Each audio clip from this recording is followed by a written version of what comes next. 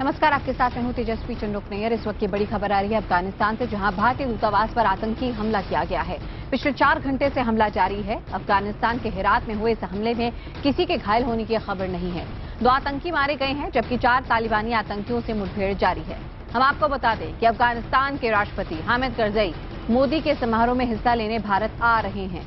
माना जा रहा है कि इससे आतंकियों का एक गुट नाराज है और वो नहीं चाहता कि भारत के साथ रिश्ते सुधरे।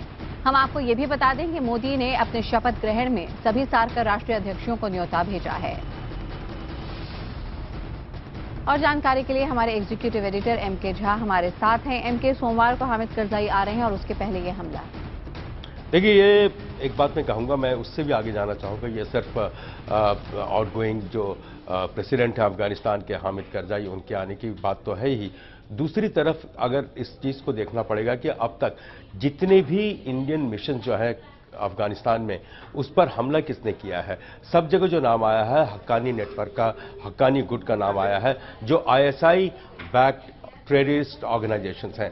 आज भी जो अगर आप देखें जिस तरह से अटैक हुआ है, वो जिस इलाके में हेरात जो है हक्कानी जो कट्टरपंथी गुट है उनका ये गढ़ एक तरह से माना जाता है। और हक्कानी के रिश्ते जो है ISI से वो सारा जग जाहिर है। ये इस बात से भी देखना चाहिए कि जिस वक्त ये बातचीत चल रही है कि नवाज शरीफ अपना मन बना रहे हैं भारत आने का, इस शपथ ग्रहण में शामिल होने के लिए, उस वक्त भी ये जो अटैक आज जो हुआ है इसको भी उससे जोड़कर देखा जाना चाहिए। बिल्कुल एमके, अगर हम 2001 से ही देखें तो अफगानिस्तान कहीं ना कहीं अपने आप को भारत और पाकिस्तान के बीच जो क्रॉस करेंट है उसमें फंसता हुआ देखता रहा है अपने आप को, और ऐसे में शायद ये भी उदाहरण वैसा ही। ये बिल्कुल सही बात है। देखिए, एक दूसरी बात जो अंडरलाइन करने की है वो ये भी कि खास करके जब ये बात हो रही है वहाँ अगले कुछ दिनों में अफगानिस्तान के नए राष्ट्रपति के जो फाइनल राउंड का चुनाव होगा, उसके बाद वहाँ के नए राष्ट्रपति वहाँ पर होंगे। जो अमेरिकी फ़ौज वहाँ पर है वो उनकी वहाँ पर वापसी हो रही है। और एक बड़ा कंसर्न जो है भारत के लिए वो ये कि अब वहाँ पर जितने भी स्पिल ओवर जो मिलिटेंट ऑर्गेनाइजेशंस हैं वो किसी न किसी तरीके से कश्मीर में और भारत में किसी तरह के वारदात को अंजाम देने में जुटेंगे। तो ये भारत की तरफ से कंसर्न है, खास करके इसलिए बार बार भारत की तरफ से कहा जाता है, पाकिस्तान को आगाह किया जाता है कि उनके यहाँ जो भी आतंकवादी गतिविधियां भारत के खिलाफ चल रही हैं उन पर रोक लगाए।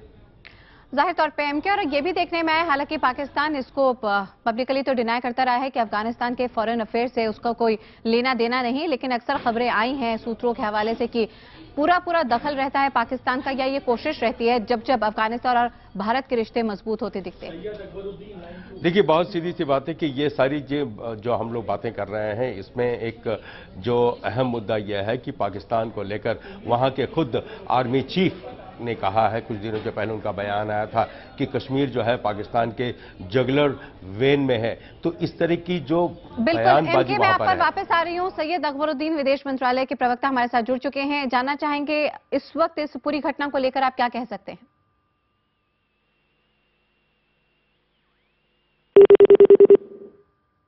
चलिए, हम फिर से जुड़ने की कोशिश करेंगे। एम पे वापस आते हैं, आप अपनी बात रखिए।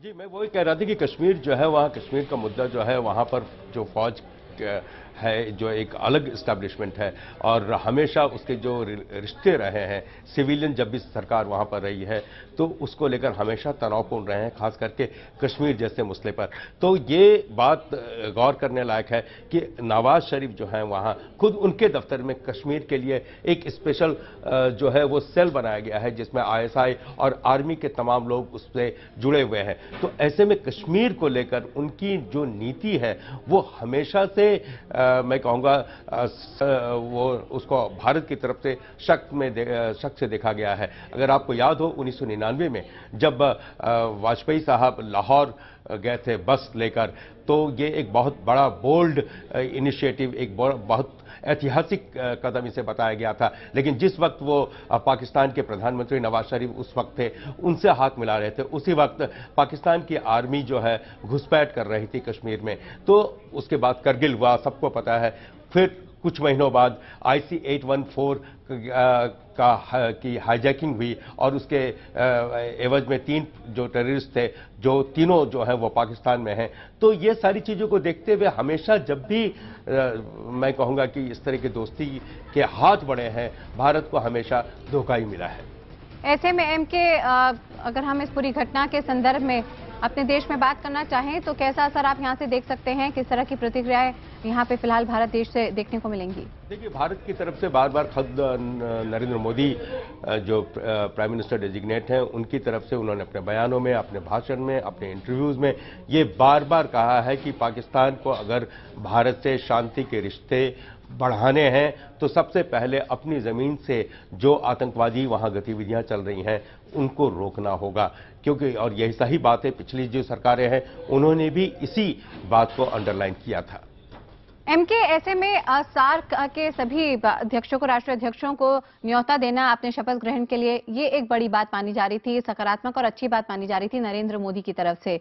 लेकिन उसके साथ ऐसा हमला और पाकिस्तान ने जो 2 दिन बाद फैसला लिया, कई चुनौतियां भी आती हैं। देखिए, चुनौतियां अलग अलग फ्रंट पर है। सार्क की जो दूसरे पाकिस्तान के साथ जो रिलेशन हैं वो अलग मैं कहूँगा लेवल पर हैं। जो दूसरे जो कंट्रीज हैं, सार्क मेंबर्स हैं, उनके जो रिश्ते हैं ये बायलैटरल उस तरह समूह से उसको देखना पड़ेगा। खास करके इसका एक फायदा ये हो सकता है कि कई जो बायलैटरल जो फैसले होने थे, मसलन मैं कहूँगा बांग्लादेश के साथ या श्रीलंका के साथ, वो किसी न किसी तरह से वहाँ की जो स्टेट्स हैं, उनके जो क्षेत्रीय पार्टियां हैं जो वहाँ पर पावर में हैं, उनके दबाव के चलते अभी तक नहीं हो पा रही थी। मुझे लगता है कि अब जब नरेंद्र मोदी की सरकार को पूर्ण बहुमत है तो ऐसे में भारत की जो विदेश नीति है, अब वो क्षेत्रीय दलों के मैं कहूँगा ब्लैकमेल से प्रभावित नहीं हो पाएंगी। जी बिल्कुल MK, आप बने रहिए हमारे साथ। हम आपको बता रहे थे अफगानिस्तान से खबर, जहां पे इंडियन काउंसुलेट पर हमले की यहां पे कोशिश की गई थी। हालांकि कोई नुकसान की खबर नहीं है उनको, लेकिन खबर ये भी है कि शायद 2 आतंकी मारे गए हैं इस हमले में। और यहाँ पे एक और बड़ी खबर आ रही है, ब्रेकफास्ट न्यूज में हम रुक करते हैं कुछ और बड़ी खबरों का, जहां पे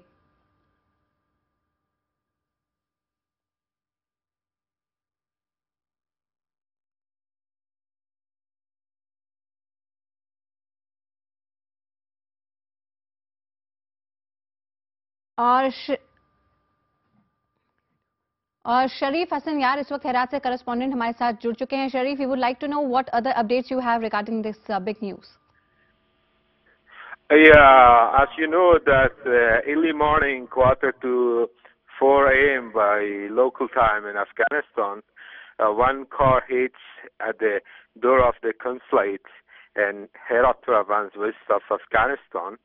After that, some report says that 3 suicide attackers entered to the consulate, and the fighting has started between Afghan armies and suicide attacker.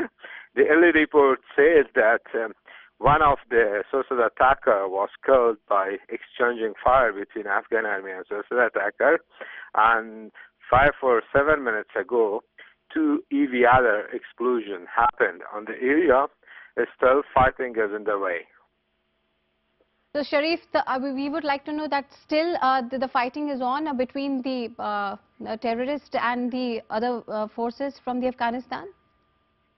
Yeah, as I called my reporters in Herat province, west of Afghanistan, a minute ago, he said still fighting is underway between Afghan armies and the suicide attackers. All right, and Sharif, I also would like to know that has any other terrorist outfit claimed responsibility for these attacks? Any update regarding that? Yeah, after any suicide attack which was happening around Afghanistan, which was happened around Afghanistan in the past, Taliban claimed the responsibility. But still, it's early, and the Taliban doesn't have sent any messages or any press release, and still they didn't take responsibility. And can you give us any update on the casualties? Still the casualties which has happened inside the consulate, it's not clear because fighting is underway there and the area is not secure now. But the police source in east of Afghanistan said in Herat province that there are some casualties. Some people wounded in the first explosion that car hits in the door of Indian consulate in the Herat province. So we would like to know, Sharif, how the securities have pepped up regarding this terrorist attack. How they are trying to combat this? Actually, Afghan Army and NSF are always fighting against these kind of attacks. You know that Afghanistan is still fighting against the terror, and in many cities in Afghanistan, it was happened in the past, and they are well experienced, and they will defeat the terrorists, and maybe they will control the area after 1 hour like that.